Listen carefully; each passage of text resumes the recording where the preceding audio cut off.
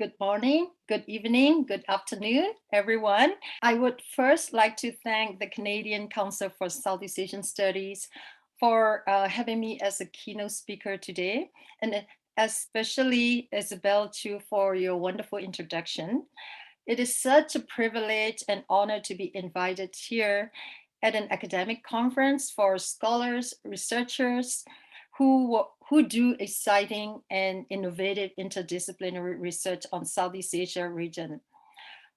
We know that it has been a challenging time for both citizens and those of us who work on Southeast Asia, not only in terms of the global pandemic that has struck the entire world, but also in terms of the rise of authoritarianism, especially in Myanmar, Thailand, Indonesia, and the Philippines.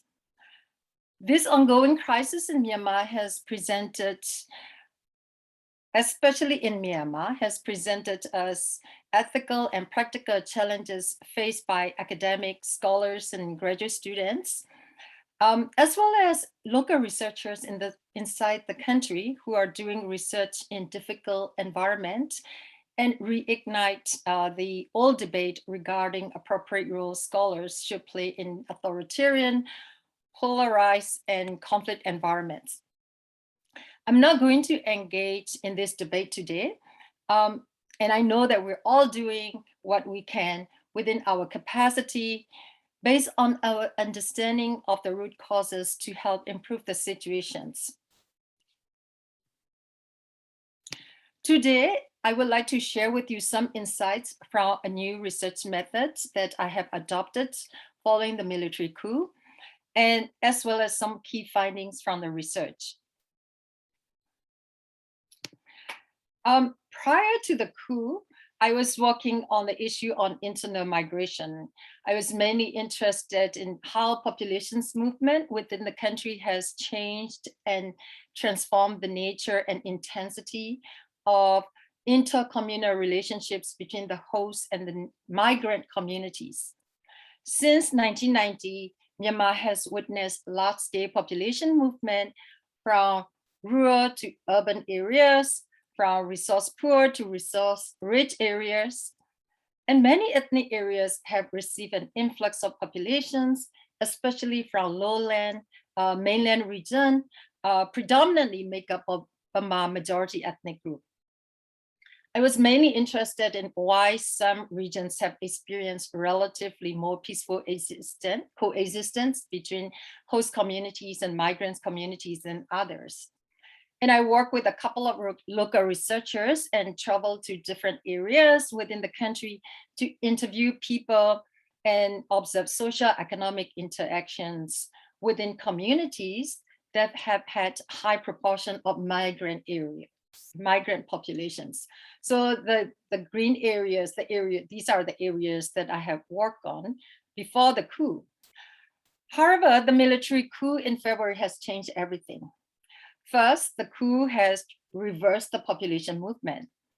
Unlike the pre-coup period, where you have urban centers serve as the recipients of influx of people, in the post-coup period, the rural areas are now the host of the influx of populations from hotspot urban centers, people who fled from military repression. It has also made it very risky and impossible to use all conventional methods I have always used, which include traveling to the country and within the country and openly talking to people and working freely with local research institutes, many of which have now gone underground. So in light of this situation, this changing situation, I have decided to focus on a new research topic, which looks at how multiple crises have affected people across different places and socioeconomic backgrounds, and a variety of coping strategies that these residents use to cope with these challenges. This topic, however, is not necessarily a new topic for me. As Belle has already mentioned, this is one of my areas of topic growing up in Burma, and as a member of minority ethnic groups in the country, and growing up in a country of one of the most poorest places in the world, this topic has always been one of my focus area of interest. In 2019, I have published a book titled Everyday Economic Survivor in Myanmar, and look at how ordinary people use a variety of coping strategies to cope with economic and political challenges, and how a collection of these strategies have an impact on individual welfare, collective welfare, the environment, state capacity, and democratic governance. I switched my topics on coping strategies because I believe this would allow me to make some immediate and constructive inputs to policy communities and practitioners, as well as to be of a small help to the communities I'm associated with or come into contact with. My focus is mainly on humanitarian assistance. That is to identify areas of urgent needs, coping strategies, and to advocate for assistance that builds on local resources and initiatives that have already been tried by local populations.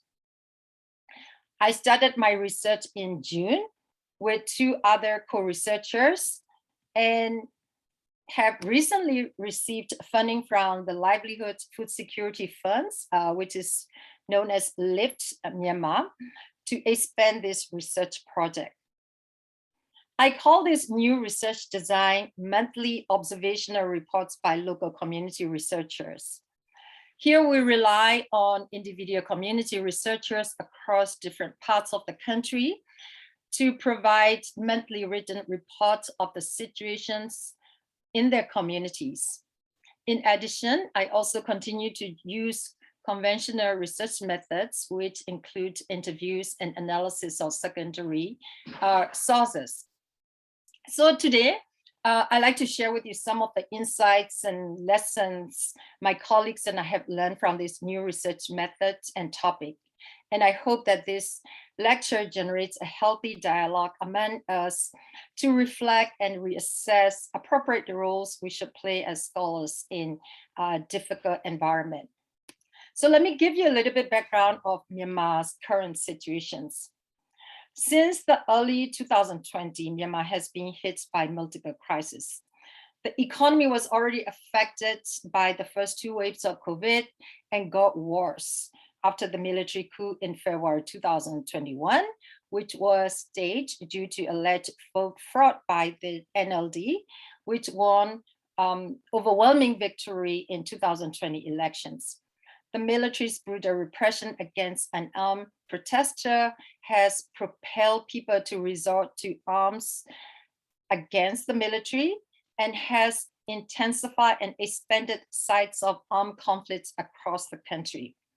So before that, we know that Myanmar was already mired in civil war with ongoing conflicts between central government and several ethnic armed groups that have asked for greater political and economic autonomy and minority rights. People from both sides have been killed since the military coup, with estimated total casualties of about 5,600 so far.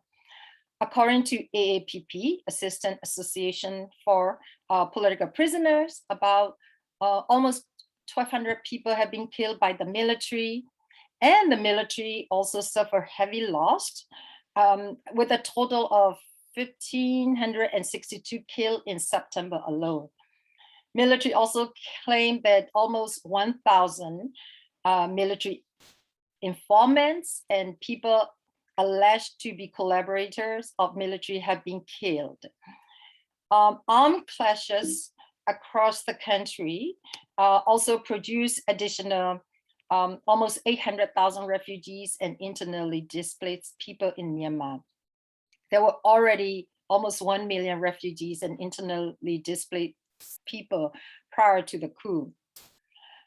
Political crisis and uncertain environment, import restrictions due to COVID have all led to withdrawal of foreign direct investment in the country, a steep decline in the value of local currency, and increased prices of key imports such as fuel, fertilizer, raw materials for manufacturing productions, and also panic cash withdrawals from banks.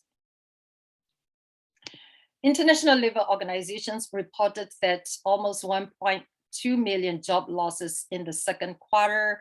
The UN reported that 2 million people currently do not have access to adequate food, and predicted in September that up to 3.4 million more people will struggle to afford food in the next 6 months. The World Bank also projected that GDP of Myanmar will plunge by 18% for the fiscal year 2021. In fact, Myanmar is the only country projected to have negative growth rate next year. Multiple waves of COVID, which have led to lockdowns and closure, and also further reduced economic activities and employments, increased debts and sufferings, and the loss of lives due to collapse of healthcare infrastructure. The medical network estimated that around 44% of the total workforce in healthcare sector are on strike.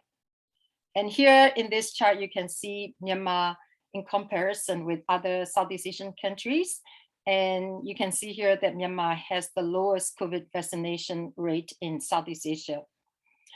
The military also went after several foreign non-government organizations, such as the Soros Foundation and local non-governmental organizations, arrested journalists. So it's completely impossible to go into Burma and travel within the country and to interview and to freely talk to the people inside the country. Some other forms of conventional methods of research, such as Zoom meeting and online interviews, have also become more restricted as the military cut down on internet access and as the cost of internet fees has increased.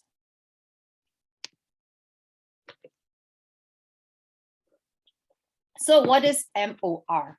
MOR or monthly observational reports by local community researchers. This is a new research design that I adopt to deal with the ongoing situation in the country. It's based on analysis of a collection of observation reports by local community members.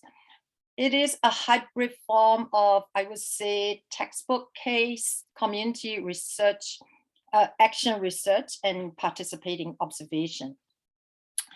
Our local researchers are selected from people we already know or whom we have worked with, or based on the recommendations by trusted friends and colleagues. We gave them a list of questions that help them collect information, and they sent us written reports at the end of the month.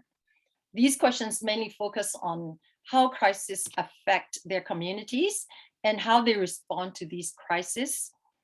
Some of the questions are open-ended, others are very specific, such as prices for basic food items in the local market and average daily wages for men and women. Researchers use the same set of questions to provide monthly reports.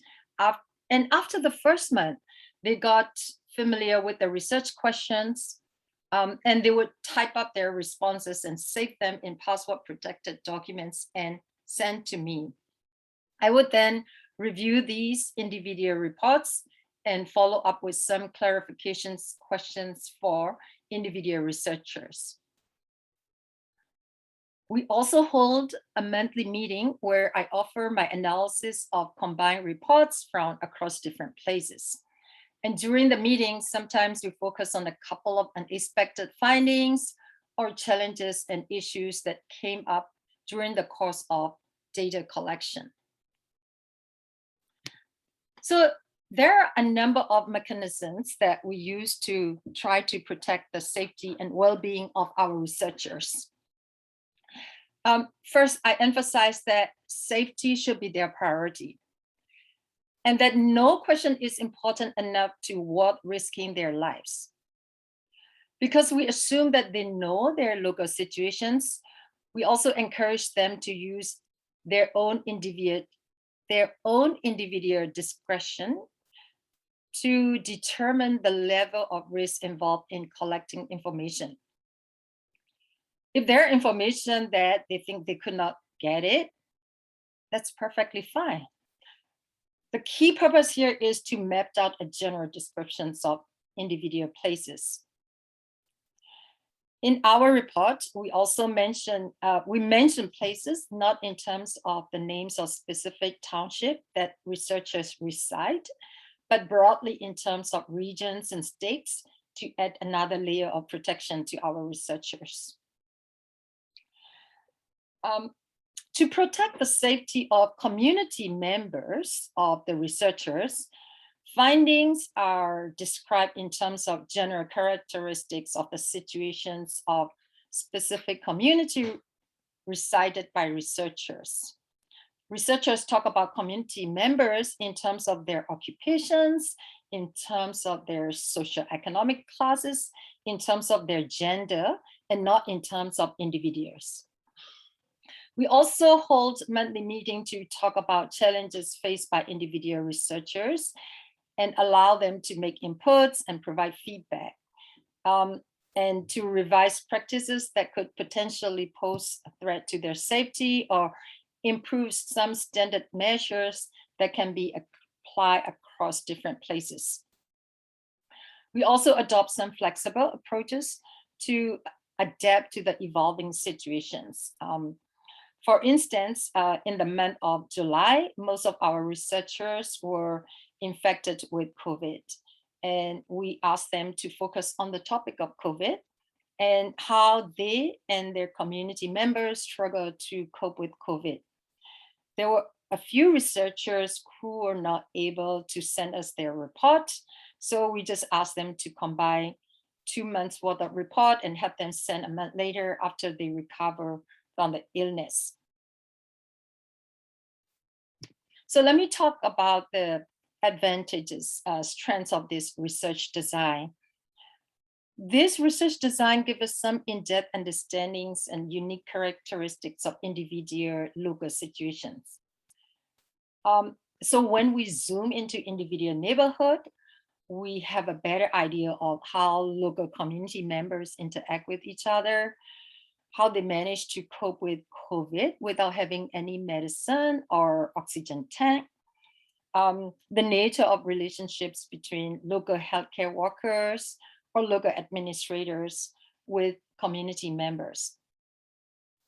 It also allows us to make comparison across places and time and to make conclusion about why coping strategies vary across places, occupations, and gender, why some places experience higher level of violence than others, why some communities or farmers are worse off than others, and how different types of crops, whether they are annual or perennial, whether they are perishable or non-perishable, whether they are grown for cash or they're grown for subsistence, whether they face import restrictions or not, present farmers with opportunities and constraints. It also allows us to follow up with unclear responses and additional follow-up questions.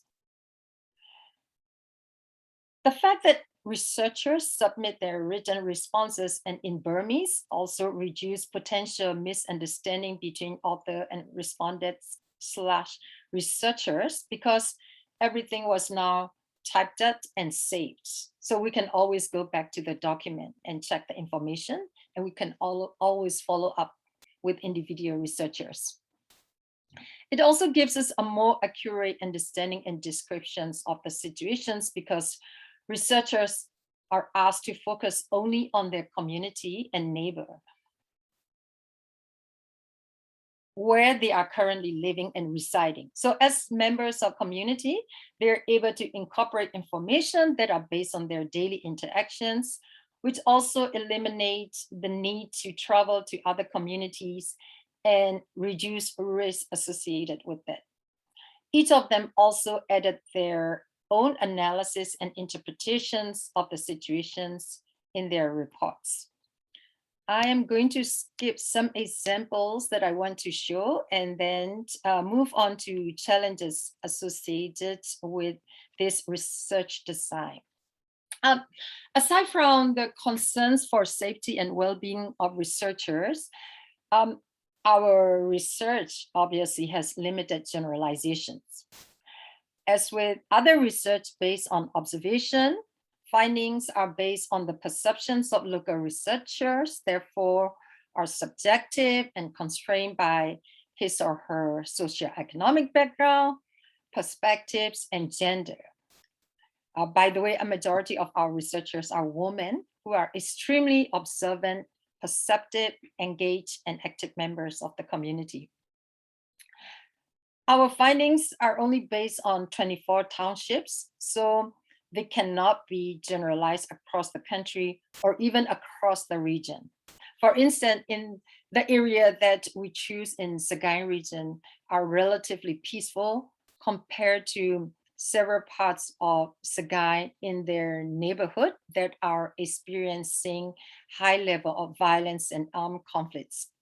But luckily, there are some large-scale survey conducted by international organizations such as the UNDP and IFPRR on similar topics. So they give us, these are more generalizable findings, whereas ours is more in-depth understanding of individual cases. The other challenge we face is in terms of coming up with the same unit of analysis that can be applied across different places. For instance, rice is measured in bags in some places, and in other places, it's measured in condensed milk can. And the type and nature of the quality of rice grain and cooking oil that are available in the region are also different. So we were not quite sure if we were comparing the same thing, because there seems to be a huge gap between the prices of low quality rice and cooking oil and high quality ones. So it took us a long time to come up with some standardized measures. So now let me share with you some findings from the research. I'd like to first highlight a number of changes that have taken place in Myanmar since the military coup.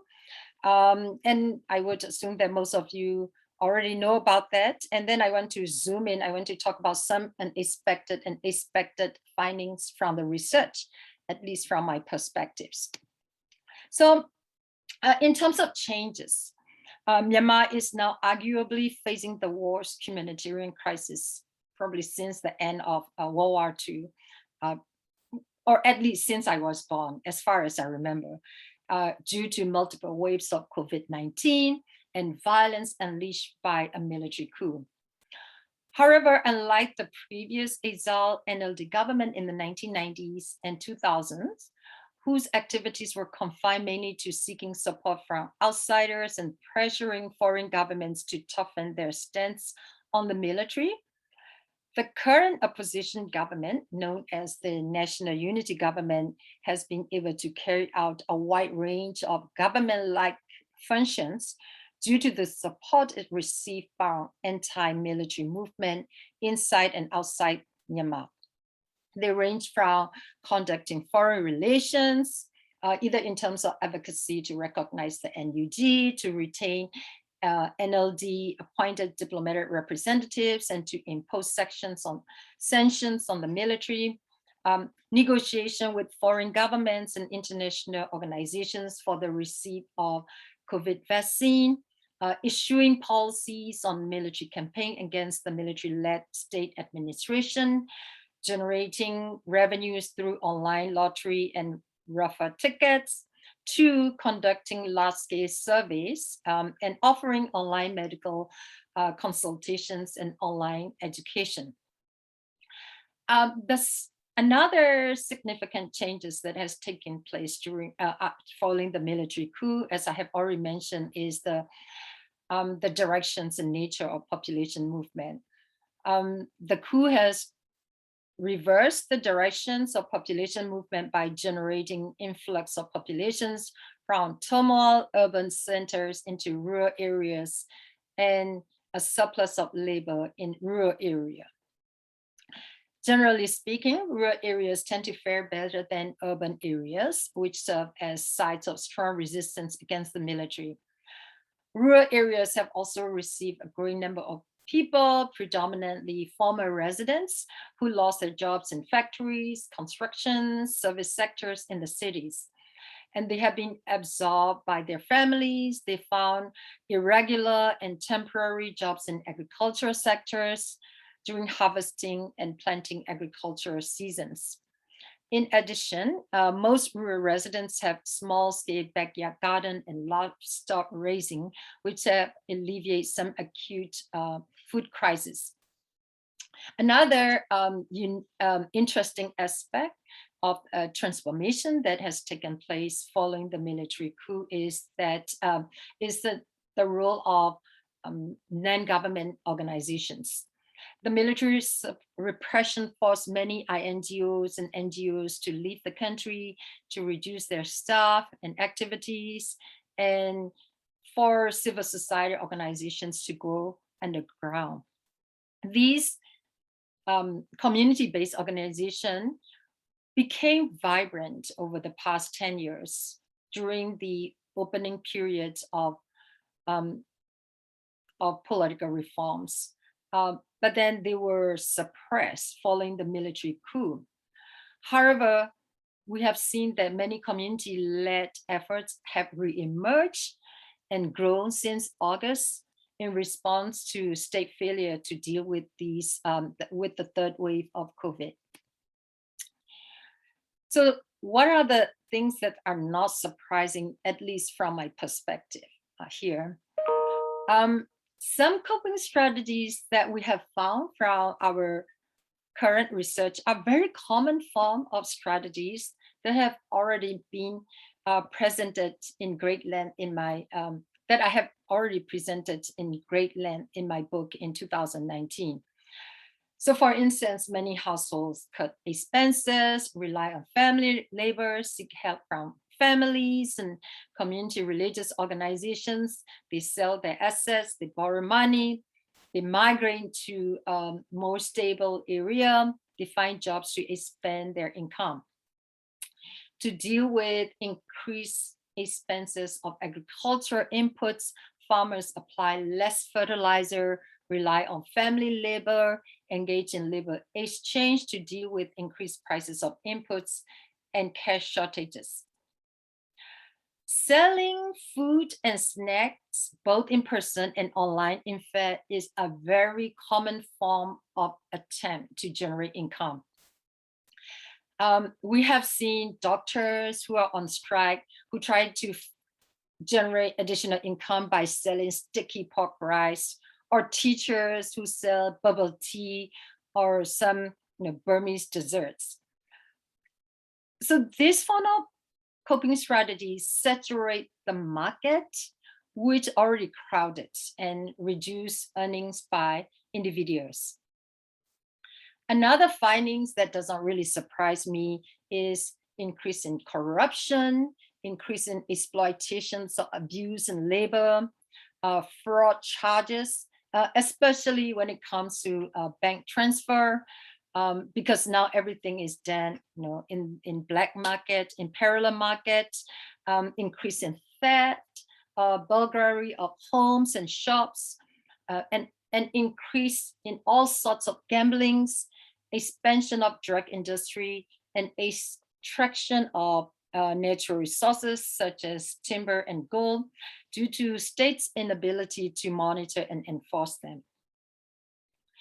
Economic crisis, which led to shortages of goods and military's attempt to control the economy by imposing price control on some scarce products, also increased parallel markets, which were very, very common in 1990s and 2000s. It seems almost like we are reliving a similar period in 1990s and 2000s. Now, many people are now trying to earn a living by lining up to buy gasoline and to withdraw money from the bank. What are the interesting findings that I found in this research? It's surprising. It may not be surprising for you. First of all, research shed light on some interesting insights that challenge at least my conventional understanding, and also challenge the validity of questions used by quantitative surveys. For instance, economic crisis and surplus of labor led to the cutting of monthly salary and more working hours for people who are still employed. So this is in the form of labor exploitation and also reduced income. But to my surprise, we find that daily wage for men and women have remained the same in pre-coup and post-coup period. In fact, many farmers attribute the cost of labor as one of the challenges they face. So we still need to figure out why this is the case. Why do we have this standard form of daily wages, which remain the same? But when we probe further into some cases, we found that landowners who hire labor would now try to cut costs by no longer providing meal to these daily wagers, or they would hire these labor for only half of the day, by relying more on their family labor and by engaging in labor exchange among each other. Another surprising thing is that we initially thought that asking about prices for basic food in the local market would be an easy activity and non-political. And in many places, this has been the case. But some researchers alerted us how different shops ask for different prices depending on their relationships with sellers, and depending on buyers' capacity to bargain, and how desperate are sellers to sell their products, and a host of other factors. We have one researcher who gave us a list of prices by 2 different shops, and these prices are all different for each goods. Some vendors are also unwilling to talk about prices because of potential repercussion by the military authorities to impose price control. So we have now learned that asking about prices of basic food can be a political question, and in some places. Another surprising thing for me, which I found an interesting thing, is the way in which Western view of food crisis is very different from the way in which local people view food crisis. For Western scientists, the availability of food intake is viewed in terms of nutritional factors, how much calories, so on and so forth, whether it's a healthy, diet or not. But for Burmese people, it is viewed in terms of whether they can have access to traditional staple food, which is mainly rice and some side dishes that is appealing to local taste. So typical Burmese taste is, it's usually described in Burmese as ching and sap, which is, spicy, sour, and salty. And one of the most popular foods that is now in high demand among ordinary people is called a shushe, which is a pickled tea leaves that is very sour, spicy, and salty, make it very, very palatable for local taste, which has been sold only for 50 kyats, which amounted probably to 2 cents in the local market. And you can share this among family, the entire household for a meal. So among the internally displaced people, having to rely on potatoes for several weeks, it seems to be more acute crisis than having access to rice and shushe or salt. Another surprising finding to me is weekend. It may not be surprising for you, but it was surprising because the finding is a weakened faith in religion. Because in my previous book, I found that reliance on supernatural forces such as religion, spirits, and supernatural spirits, astrology was the most widespread coping mechanism that made the populations in the country resilient. One resident in Yangon, for instance, remarked that psychologists, therapists, palm reader, and fortune teller and astrologers are the professions who, quote unquote, become rich out of the current situation. Of course, this statement has yet to be supported with evidence, but our research shows that religious organizations such as Buddhist, Muslim, Christian, they play a major role in operating clinics, hospitals, distributing food among food insecure populations, and that people still resort to spiritual mediums and palm readers or religious figures for their physical safety and emotional stability. But we found religious faith has considerably weakened, especially among younger generations, after having witnessed deaths and damages caused by brutal repression of military, which is still in power, and also massive death, especially higher death rate among Christian pastors in Chin State due to COVID and inability and reduced ability of religious organizations to provide humanitarian support. And among Christian communities in rural areas, socio-economic ties have also been considerably weakened by COVID-related cancellations of in-person church attendance, which has also deprived churches of weekly collections and donations, which could have been spent on the impoverished populations. Therefore, one researcher in our team sarcastically remarked that God has gone civil disobedient movement. So in conclusion, what is currently taking place in Myanmar is very unique from the rest of Southeast Asian countries, which have been spared of the level of violence and humanitarian crisis that Myanmar has been facing. But Myanmar crisis forces us to reconsider our role and responsibility as academics who are in a better position to engage with the public by contributing knowledge, drawing comparative insights from elsewhere, and providing critical evaluations and assessment. Some academics see the crisis as responsibility to speak out against injustice and repression. A few think that it is more effective to walk quietly on the ground and behind the scenes and address the problems and the plights of the people. Some continue to do their existing academic research. Others change their research topic, just like myself. Why? Others turn into full-time activists to help improve the situations. So here I provide just one example of how to find balance between academics and activists by switching to a research topic that is more relevant to the problems facing the country, so that we can at least make some contributions through our expertise to the community, to the policy and practitioner communities, and simultaneously engage in academic research in ways that we can help ensure the safety and welfare of the people we come into associate with. Of course, there are many more things that we can do, and the nature and the level of engagement will vary depending on our relationship with the people inside the country, our interpretations of the causes of conflicts, and our priorities.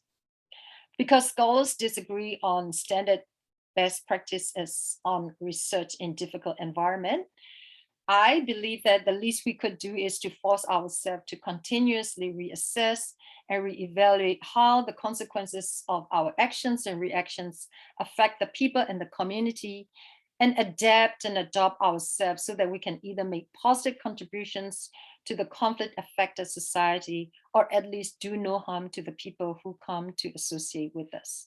Thank you so much.